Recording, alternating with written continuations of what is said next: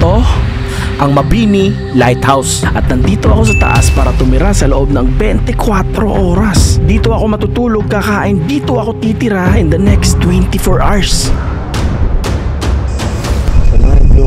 Napilitang magsuspende ng face-to-face classes ang ilang lokal na pamahalaan dahil sa matinding init ngayong araw. Kaya hindi magiging madali ang gagawin natin sa kadahilan ng sobrang init ng panahon ng mga nakaraang araw. Posibleng magkaroon tayo ng sunburn at pwede din tayo ma-heatstroke na pwedeng maglagay sa buhay natin sa alanganin.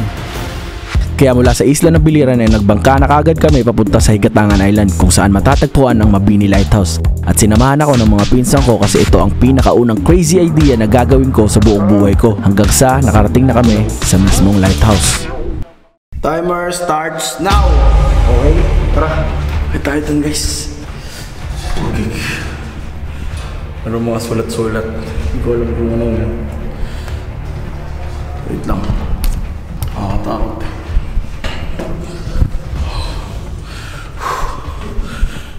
Ang init dito guys. Papunta sa taas ng lighthouse ay sobrang hirap na. Dito pa lang ay pwedeng sumuko ka na kaagad dahil sobrang tarik ng paakyat nito, mainit at walang hangin. Pero pagdating sa taas, ito naman ang view na makikita mo.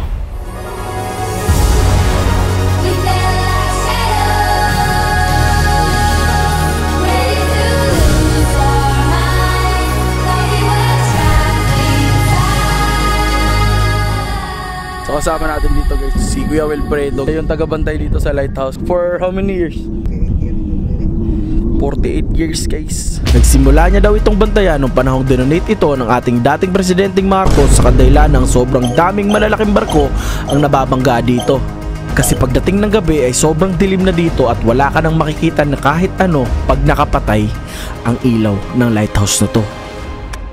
At habang nakikipagkwentuhan ako, Kit, maragbulinog ay! Oo, alam na kayo di ko amnesia, di spring. Guys, akala mo lumilindol. Buti na lang may solar system dito guys. Ito, solar system. Hindi ako may At dahil 24 hours challenge to, ay kailangan natin umubos ng oras. Kaya ang ginawa ko ay nakipagkwentuhan, tingin sa mga view, picture-picture, at syempre... So guys, matutulog muna ako ang palipas oras para hindi ko mamalayan na 24 oras na ako dito. Ang tagal ng 30 minutes na ako dito. Parang feel ko 8 hours na ako eh. Hayop na yan. Tulog muna ako guys.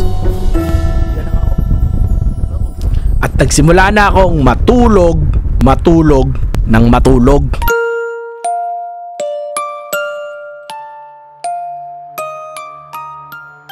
At dito na pumasok ang unang problema namin. Nagising ako guys.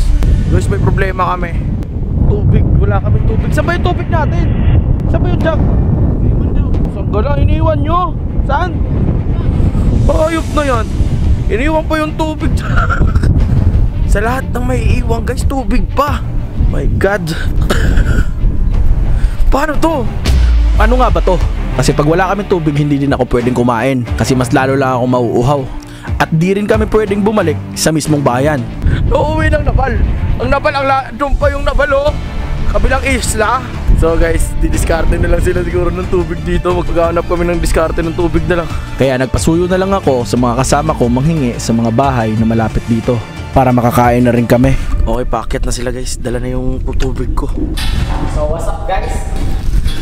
Delivery. So guys, kakain muna ako guys para mamaya may lakas ko. Ha? Okay. So guys, may problema pa kami, wala pang kanin. Diyan na ako kakain ng madami pagtapos nito. Importante kakain na ako ng konti. Kaya kumain na kami sa dala nilang pagkain. Ice water lang din ang tubig na nadiskarte nila. Pero okay na yun kaysa wala. So meron pa kami nakita dito guys, may nakita ako yan oh. Chelsea Hotelia.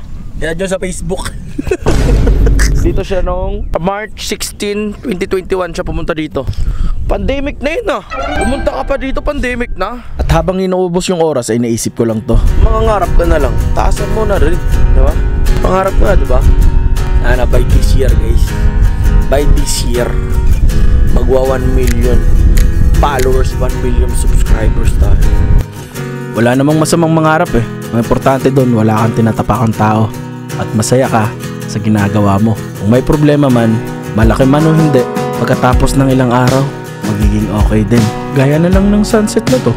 Lulubog siya ngayon, pero bukas, lilitaw ulit siya. Nakatapos lang kumain guys. Yung umiilaw na yan, yan yung nakikita ng mga barko dito sa mismong isla. Signal yan para malalaman mo na may isla dyan. Okay guys, 80 na lang. So patayin ko muna itong cellphone ko. Tutulog muna ako, maglobot na ako guys. Mamaya ang alas 3, mag-iikot tayo. Mag-iikot tayo alas 3. Kahit gabi na ay hindi pa rin ako makapagpahinga ng maayos dahil sobrang lamig ng panahon at malamig din ang bakal na hinihigaan ko. Isama mo na ang pagpatay sindi ng ilaw na maaaninag ng mata ko kahit nakapikit. Hindi makatulog maayos. Kasi pa ako nakapintay sa ano. Kakayanin natin to. Sobrang maulap na. Sana nga hindi umulan. Tapos pag lumakas yung hangin, umaalog yung hinihigaan ko. You know, natakot ako pa kayong mga gamit ko, pa rin. Yan guys, may bumisita sa atin dito. Adrian. Gulat pa ako, akala ko sino. Walang signal. Kaya na siya umakyat kasi wala tong signal doon sa baba. Pero ako kinakabahan ako dito, baka pa rin tong mga gamit ko eh. Hindi lang dito siya yan. So ikaw yung pagpapantay. Ay, guys, nahihina ako. Ito na lang yung plastic dito ko ilalagay yung putoy-toy ko. Naganoy. Nang dahil hindi makatulog ng maayos ay nilibang ko na lang ang sarili ko at nakipagkwentuhan hanggang sa inabot na kami ng alas 3 ng madaling araw. At ito ang mga sumunod na nangyari.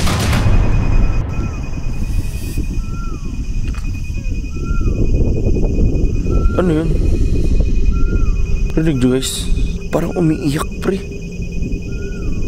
Parang umiiyak. Wow! Wow! Hindi kaya uwak yun? Yung ba tunog unang uwak? Anong ko uwak? Uwak eh. Meow. Parang meow.